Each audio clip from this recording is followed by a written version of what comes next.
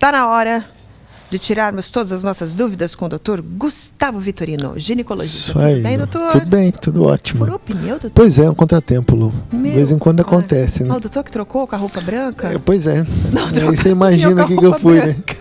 É isso aí. Faz parte, né? Acontece, faz parte. Você acredita que eu nunca troquei um pneu na vida? Verdade, Lu. Já Sabe que tentei. fazia tempo que eu não trocava. É. Porque você fazendo a manutenção, vai abastecer, calibra o pneu e tal, começa a ficar esquisito, já vai ver, né? Mas dessa vez foi meio de uma vez, assim, Foi não meio teve de uma jeito. vez. Bom, vamos lá, doutor. A gente tem muitas perguntas aqui. Vamos lá. Mas olha, você pode ligar também e deixar sua perguntinha, falar ao vivo com a gente. 3315-1390, tá? Semana passada, vamos mostrar aqui, queridos. Olha, vem cá, Alex. Semana passada, no Facebook, a Aline Rocha, ela deixou essa pergunta aqui, ó. Deixa eu colocar aqui no meu colo para vocês verem. Lubrifico demais na hora H. É normal, doutor? Tem algum remédio para isso? Lu, não sei. Algumas vezes a gente fala até que é vantagem para ela. É muito mais complicado a gente, às vezes, resolver quando está muito seco. Tá? E a lubrificação é muito variável de mulher para mulher. Então, lubrificar um pouco a mais, dependendo do grau de desejo que ela está tendo naquele momento, quanto tempo ela está demorando para ter relação, não é um problema. Tá? A não ser que ela tenha um corrimento junto que possa estar atrapalhando. Mas essa lubrificação a mais não indica nenhuma doença e, na maioria das vezes, até ajuda um pouco mais na hora da relação. Porque vai diminuir mais ainda o atrito da hora da relação e pode aproveitar mais aquele momento prazeroso. Entendi. Olha a dúvida aqui da Irene, gente. A Irene, ela pergunta o seguinte: tenho cistos no ovário e pólipos. O que é pólipos? Pólipo, como é que eu vou te explicá-lo? É como se fosse um crescimento anormal de uma estrutura do sistema genital. A gente pode ter pólipo cervical, que é aquele que está do colo do útero para fora, ou endometrial, que é aquele que está ali na cavidade, por dentro do útero. Tá? É como se fosse uma carnezinha que está crescendo anormalmente ali. A maioria das vezes é uma alteração benigna, só que principalmente quando é endometrial, essa parte interna do útero pode provocar sangramentos fora do período menstrual, pode aumentar o fluxo de menstruação, pode estar associado à cólica, então pode causar alguns desconfortos. E também tem um pequeno risco de que não seja benigno. Então toda vez que tiver um pólipo ele deve ser investigado. Aí o que a Irene pergunta mais é o seguinte, ó, vem mais pertinho aqui, Micael, pra gente pegar a Irene, ó. Tem que tirar o útero ou não tem que tirar o útero? Por conta do pólipo, não. E por conta do cisto? Ela tem que tirar o pólipo, tá, Lu? Então, assim, o útero, principalmente se é uma pessoa mais jovem que desenvolveu isso, ainda vai ter filhos, tudo não precisa ser tirado. Ela tira o pólipo. Agora, o cisto não, aí depende. Existem muitos tipos de cisto que podem aparecer nos ovários da mulher, por exemplo. Uma boa parte deles a gente trata só com medicação, o tratamento é clínico. Alguns vão precisar ser operados. Aí depende de que tipo de cisto específico que ela desenvolveu. Vem cá de novo, vamos responder mais uma aqui do Facebook.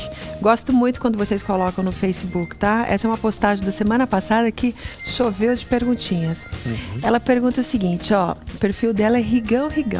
Minha primeira menstruação veio aos 10 anos e sempre veio desregulada. E mesmo tomando anticoncepcional, não resolvia muito. Isso pode ser um sinal de algum cisto ou pode ocasionar algum problema futuramente? O uso do absorvente interno influencia em alguma coisa? Hoje ela tem 28 anos. Tá. Vamos começar pelo uso do absorvente interno. Isso não tem problema nenhum, Lu. Independente dela estar com a menstruação mais regulada ou menos, ela respeitando o período de troca que deve ser feito com o absorvente interno, ela pode usar sem problema nenhum. Existem algumas pessoas que a gente tem uma dificuldade para controlar ciclo menstrual. Então, assim, claro que tem que ser feito um perfil hormonal dela, tem que ser feito alguns exames para que a gente tente definir melhor a causa que está levando a isso. No começo, os primeiros, vamos dizer assim, anos de menstruação podem ser irregulares mesmo. A tendência com o passar do tempo é que isso regule sozinho, mesmo que você não faça tratamento nenhum. Agora, se ela até já tentou vários tipos de anticoncepcional e nunca conseguiu regular, ou foi alguma formulação que não deu certo, não se adaptou no corpo dela, ou porque ela tem dificuldade mesmo para isso. Então a gente tem outras alternativas para tentar modificar isso, mas antes tem que ser feita a avaliação ginecológica completa para definir uma possível causa para isso. A Helena Pádua coloca uma pergunta aqui, gente, muito interessante. E eu acho que é a dúvida de muitas mulheres que se encontram nessa situação, né, de menopausa. se realmente a menopausa é a responsável pelo enfraquecimento dos cabelos ficarem finos demais e caírem. Menopausa causa isso, doutor? Então, toda a pele e os anexos, Lu, ficam diferentes na mulher menopausada. Te dizer que é só a menopausa que leva a isso, aí entra em outros assuntos, outras vezes que a gente já discutiu aqui. A menopausa, ela tem alguns sintomas específicos e outros que ela pode intensificar. Então, por exemplo, se ela tem alguma alteração de vitamina específica para cabelo e unha, se ela tem já alguma outra alteração de pele, quando ela chegar à menopausa, isso vai ser acentuado. Dizer que única e exclusivamente a menopausa está causando isso nela, a gente às vezes não pode. Tá? Então ela tem que fazer também uma avaliação um pouco mais aprofundada de outros hormônios e dessas vitaminas que são importantes para o cabelo, para ver se isso é suficiente para resolver o problema dela. E também, eventualmente, tratar a menopausa, porque fazendo a reposição hormonal melhora essa parte que a menopausa estaria piorando. Entendi. Então é uma resposta um pouquinho mais complexa, porque não é só a menopausa que vai causar isso. E o caso da Valquíria aqui no Facebook também, doutor? Ela pergunta o seguinte: o marido fez vasectomia. Olha só a dúvida. Muita mulher tem esse medo, né? De engravidar novamente. Meu marido fez vasectomia, corro o risco de ficar grávida porque ele não fez o espermograma. Assim, é difícil a gente dizer, né? Porque a confirmação de que a vasectomia ficou bonitinha, certinha e tem já uma segurança dentro do que se propõe a ter de segurança, ela é comprovada com a realização do exame. Então, a princípio, assim, se não houve problema nenhum na hora que ele fez a vasectomia, se o médico falou, não, foi muito tranquilo, a princípio, a gente pensa que ela está segura. Depois de um período de 2 a 3 meses, que o urologista normalmente pede para esperar, porque pode ainda ter algumas células e espermatozoides que são eliminados nesse período de 2 a 3 meses depois da vasectomia, mas passado esse período, a princípio, ela estaria segura. A confirmação mesmo é com o exame, Lu. Então, assim, tem alguns exames, alguns maridos que não gostam, o exame é um pouco chato de fazer, fica meio embaraçado de fazer, mas para ela ter certeza e eles terem segurança de não ter filhos, o ideal é fazer o exame pelo menos uma vez para confirmar. Olha o que a Adriana Balestra coloca aqui no Facebook também, bem interessante a pergunta dela, gente. Amada, olha que bonitinha, me chamando de Amado. Beijo, Dri. Pergunta por que a mulher, quando está grávida, fica com a urina mais forte e com corrimento. É normal? Isso acontece? Eu não vou te dizer a urina mais forte, Lu. Mas assim, vamos começar ali pelo corrimento. Certo. Existe um estímulo hormonal muito grande sobre as células e as glândulas da vagina e do colo do útero. Então, toda mulher grávida se sente úmida. Isso não quer dizer que ela está com corrimento, com uma infecção.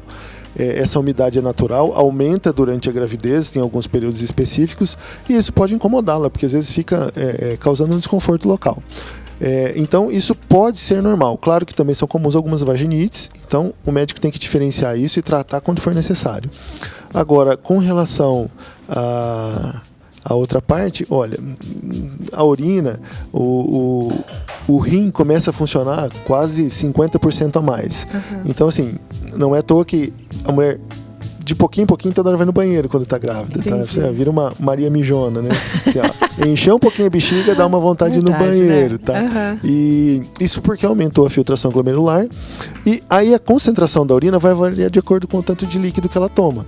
Então, se ela toma uma quantidade boa de líquido adequada, a princípio a urina não vai ficar com uma diferença muito grande. Só a frequência que vai aumentar. Agora, se você pega um período, por exemplo, no inverno, a gente sente menos sede um pouco e acaba tomando menos líquido, a urina concentra. Então, ela pode ficar com um cheiro um pouquinho mais forte e vai ficar mais amarelada. Para corrigir isso, é corrigir a quantidade de líquidos que ela toma. Até porque tem que se evitar a infecção urinária. E tomar bastante líquido é uma das maneiras da gente evitar a infecção de urina na gravidez. Viu, Adriana? Então, a gente fica assim, é um pouco normal, mas tem que tomar esses cuidados. Doutora Sandra, ela pergunta o seguinte, olha, ela teve HPV há 11 anos atrás. Certo. Ela tem 58 anos de idade. Beijo pra você, viu, Sandra? E ela diz que tratou, sarou.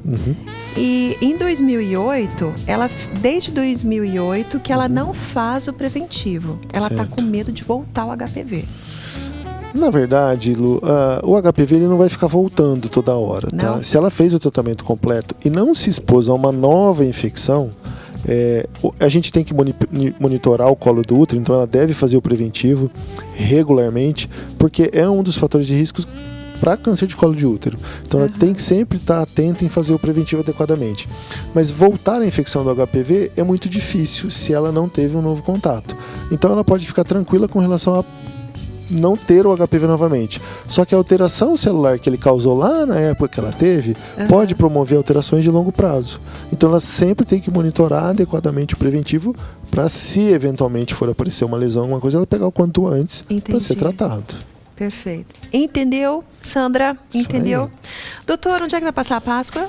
Por aqui mesmo, né, Lu? Com a família, todo mundo descansando um pouquinho, mundo. se der tudo certo, né? Muita grávida aí que vai ganhar neném na Páscoa? Menina, sabe que essa semana já nasceu um monte de... Quantos já nasceram essa semana? Olha, foram no mínimo 8, Lu. Nossa, gente. Olha, hoje é quinta-feira, né? Hoje é então, quinta. De segunda pra cá já foram umas 8. Umas 8? Então, assim, tinha muita gente agora com data prevista para esse período e várias já nasceram. Tem mais algumas ali esperando. Vamos ver como é que vai ser. Olha só, que profissão bonita, né? Isso aí. Poder acompanhar, né? Trazer alguém pra vida. Mas com certeza, cada vez é uma emoção diferente.